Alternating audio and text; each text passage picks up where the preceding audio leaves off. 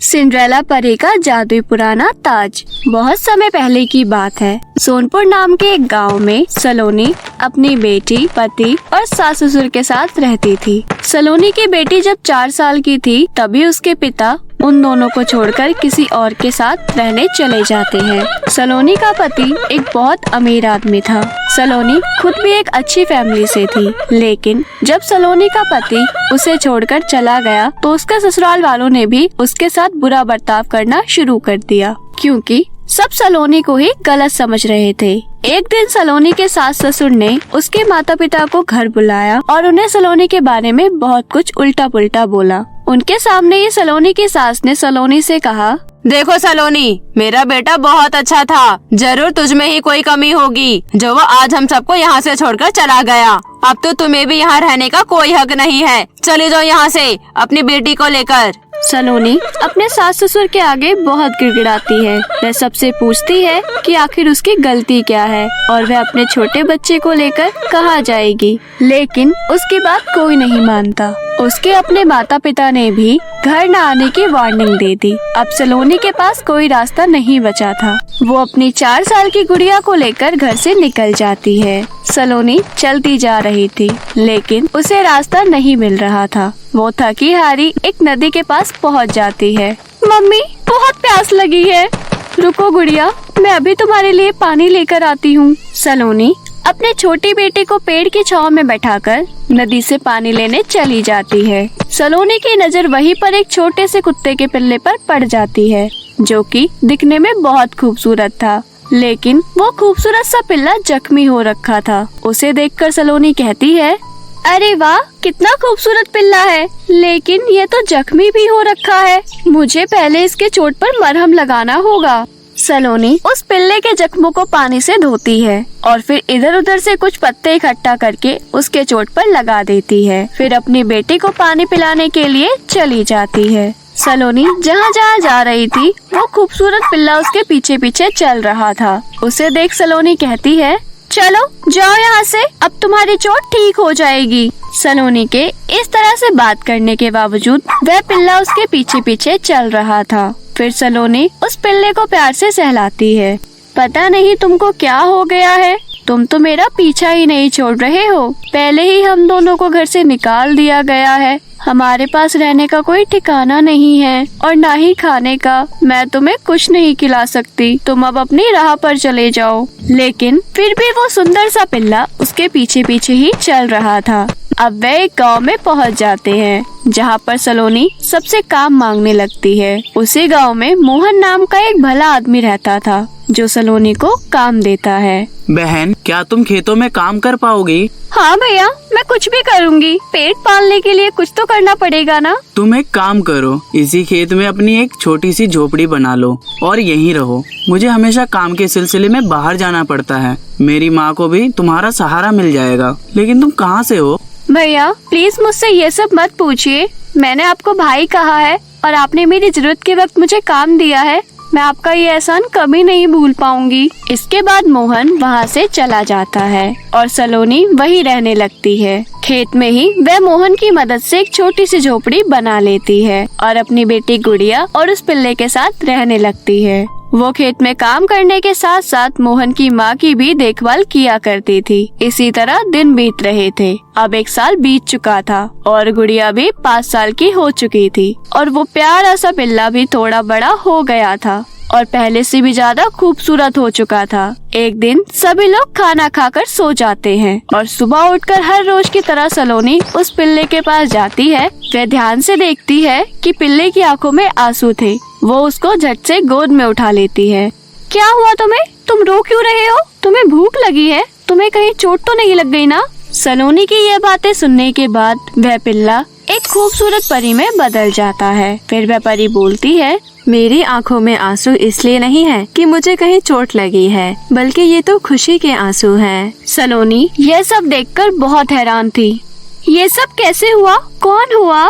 मैं एक परी हूँ और मेरा नाम सिंड्रेला है। बहुत समय पहले मुझे एक चुड़ैल ने कुत्ते का बच्चा बना दिया था। तब से मैं ऐसे ही भटक रही थी। फिर एक ऋषि मुनि ने मुझे वरदान दिया कि अगर कोई इंसान 1 साल तक मेरे सच्चे मन से सेवा करेगा तो मैं वापस परी के रूप में बदल जाऊंगी। और तुमने मेरी 1 साल तक बहुत अच्छे से सेवा की। मैं तुम्हारी जीवन भर आभारी रहूंगी। मैं बहुत खुश हूँ कि मुझे आपकी सेवा करने का मौका मिला। अब समय आ गया है कि मैं तुम्हारी मदद करूं। तुमने मुझे वापस मेरा जीवन लौटाया है। मैं तुम्हें अपनी एक बहुत कीमती चीज देना चाहती हूँ। लेकिन क्या सिंड्रेला परी?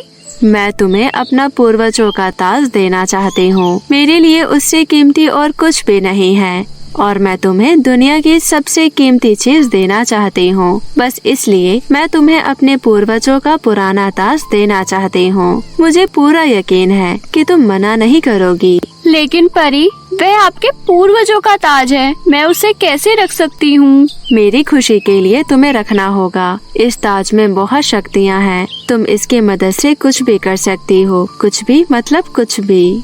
इतना कहकर सिंड्रेला परी सलोनी को ताज दे देती है और वहाँ से गायब हो जाती है।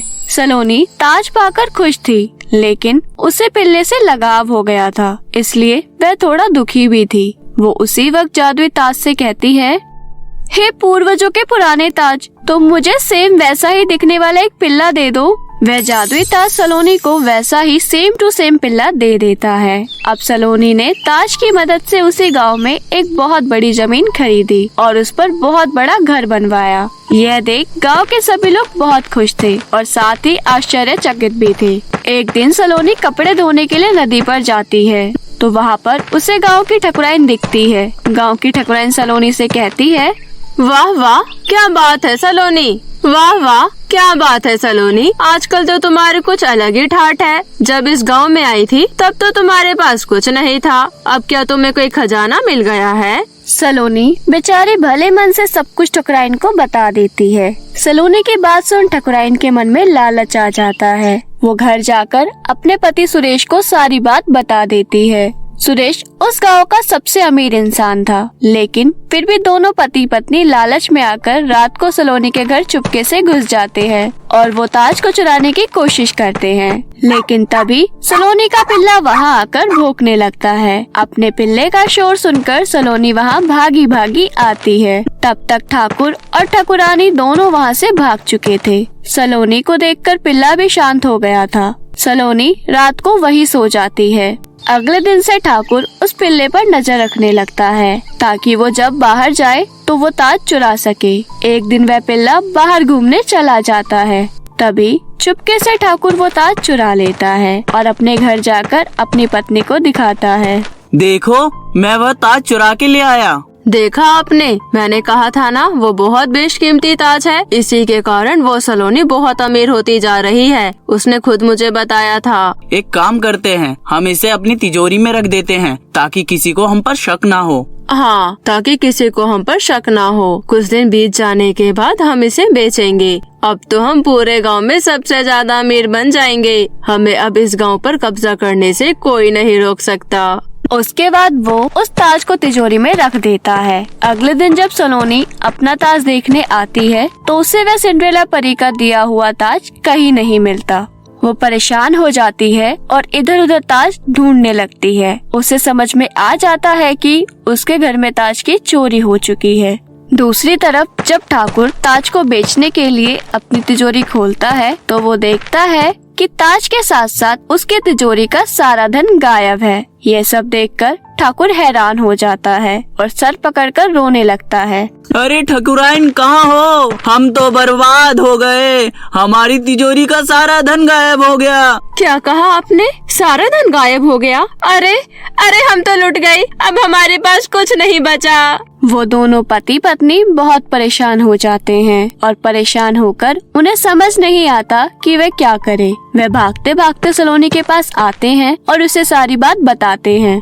दरअसल ताज के साथ तिजोरी का सारा खजाना सलोनी के पास आ गया था, क्योंकि ताज जादुई था। इसलिए उसने अपना जादू दिखाया और ठाकुर ठकुराइन को बहुत अच्छा सबक भी सिखाया। आप दोनों को शर्म नहीं आती किसी के घर चोरी करने में? ताज के साथ सारी चीजें जादू से मेरे पास आ गई हैं। मैं आप लोगों की तरह बेईमान नहीं हूँ, इसलिए मैं आपका सारा धन आपको वापस कर दूंगी। लेकिन आज के बाद आप लोग ऐसी हरकत कभी नहीं करना, समझे? हमें माफ कर दो सलोनी, हमारी मति मारी गई थी जो हमने चोरी जैसा पाप किया। अब हम जिंदगी में ऐसा कभी नहीं करेंगे। कृपया कर हमारा धन वापस लौटा दो। सलोनी ठाकुर और ठकुराइन का धन वापस लौटा देती है।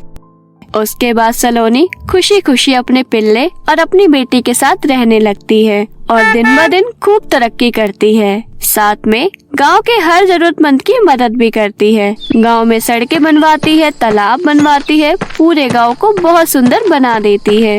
तो मेरे प्यारे दोस्तों, कैसी लगी आपको हमारी आज की ये कहानी? हमें कमेंट में जरूर बताएं और अपने दोस्तों के साथ जरूर शेयर करें। और हाँ दोस्तों, अगर आपने अभी तक हमारे पोला टीवी चैनल को सब्सक्राइब नहीं किया है तो नीचे दिए हुए लाल बटन को दबाकर अभी सब्सक्राइब कर ले। साथ ही बेल आइकन को दबाना ना भूलें। तो मिलते हैं आपसे फिर किसी नई कहानी के साथ। तब तक के लिए अपना ध्यान रखिए। धन्यवाद।